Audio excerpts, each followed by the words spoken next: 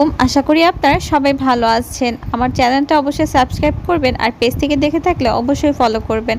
আপনারা তো আলু ভর্তা সচরাচর খেয়েই থাকেন। আজকে আপনাদেরকে ঠিক অন্যরকম একটা আলু ভর্তার রেসিপি দেখাবো। এই আলু ভর্তাটা আপনারা কখনো কেউ খাননি।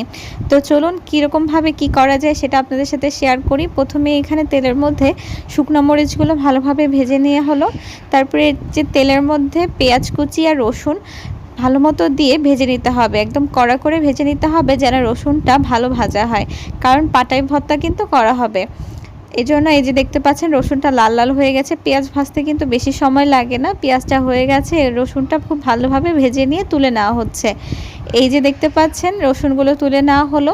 আর এখন এই যে তেলের মধ্যে দিয়ে দেওয়া হবে আগে থেকে আলুগুলো গোল গোল পাতলা করে কেটে নেওয়া হয়েছে। এই আলুগুলোই কিন্তু এই তেলের মধ্যে খুব ভালোভাবে ভেজে নিতে হবে। অবশ্যই আলুটা নরম নরম হতে হবে।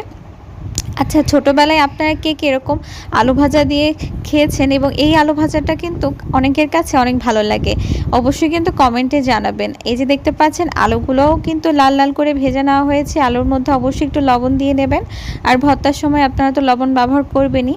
এই যে দেখতে পাচ্ছেন, আর পাশে একটু কালো জিরা দিয়ে দেওয়া হলো। আপনারা কি এই আলু ভর্তাটা কখনো খেয়েছেন?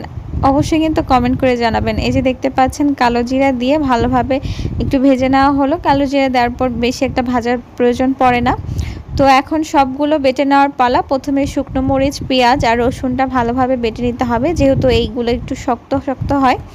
তো এইগুলো আগে প্রথমে দুইবার বেটে নিয়ে তারপরে যে আগে থেকে আলুটা আর কালো জিরাটা ভাজা ছিল সেটা দিয়ে দেওয়া হলো। সেটা দিয়ে খুব ভালোভাবে 2 থেকে 3 বার বাটলেই কিন্তু আলু ভর্তাটা একদম রেডি হয়ে যাবে। এরকম আলু ভর্তা কে কে খেয়েছেন বলেন? কালো জিরা দেওয়া, পেঁয়াজ দেওয়া, রসুন দেওয়া, শুকনো মরিচ, আর এই আলু ভর্তাটা খেতে এত মজা হয়েছিল। আপনারা কিন্তু বাসায় অবশ্যই ট্রাই করে দেখবেন। এই আলু ভর্তাটা খেতে কিন্তু অনেক মজা হয়। আর এই আলু ভর্তাটা সচরাচর অন্যান্য আলু ভর্তার থেকে কিন্তু খুবই আলাদা। আপনারা অবশ্যই বাসায় বানিয়ে দেখবেন, আর অবশ্যই আমার সাথে শেয়ার করার চেষ্টা করবেন আপনাদের কাছে কেমন লাগলো। আশা করি আপনাদের কাছে ভালো লেগেছে।